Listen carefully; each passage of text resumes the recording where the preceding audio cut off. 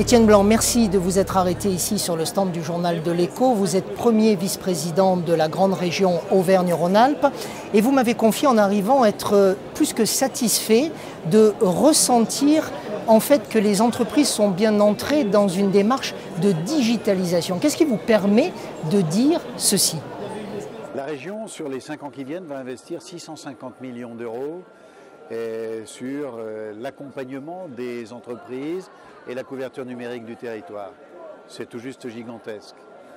Et alors il y a ce que fait la puissance publique. Elle le fait en arrêtant des stratégies avec des partenaires divers, avec l'État notamment. Mais ce qu'il y a de plus frappant quand on vient ici au Printemps des entrepreneurs, c'est de voir comment naturellement notre économie se transforme. Et comment cette transition numérique touche tous les secteurs. Selon vous, tout semble naturel, c'est pas plus compliqué que ça ? Je pense que c'est naturel. C'est le résultat que je constate. Là, je viens d'une entreprise qui livre des paniers de fruits et légumes.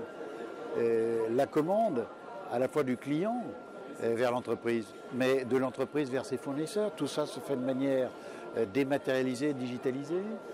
Et moi, je viens de faire une opération à Lyon sur notre restauration. On peut désormais réserver ses plats, ce qui permet de faire pratiquer des tarifs attractifs.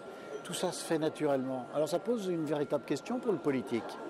Est-ce qu'il faut investir beaucoup au risque de ne pas coller avec ce mouvement naturel, ou est-ce qu'il ne vaut pas mieux arrêter des stratégies avec les entreprises pour voir quels sont les points faibles? Et si aujourd'hui je suis venu ici sur le Printemps des entrepreneurs, c'est pour ça.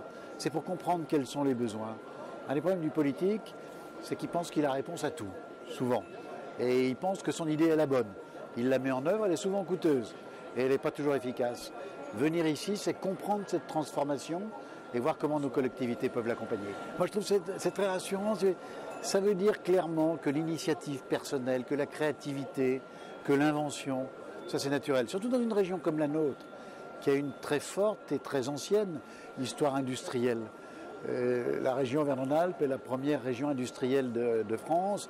Elle se situe en 7e position dans les régions européennes, parmi les régions européennes. Donc c'est-à-dire que ce mouvement, il se fait naturellement et c'est très encourageant. Et puis c'est très encourageant aussi parce que cette digitalisation, elle fait une place aux jeunes générations. Pour eux, c'est tout naturel. Et souvent, on se pose la question de savoir comment réconcilier l'entreprise et la jeunesse. Mais je pense que la digitalisation bien accompagnée, c'est un très, très, très bel outil.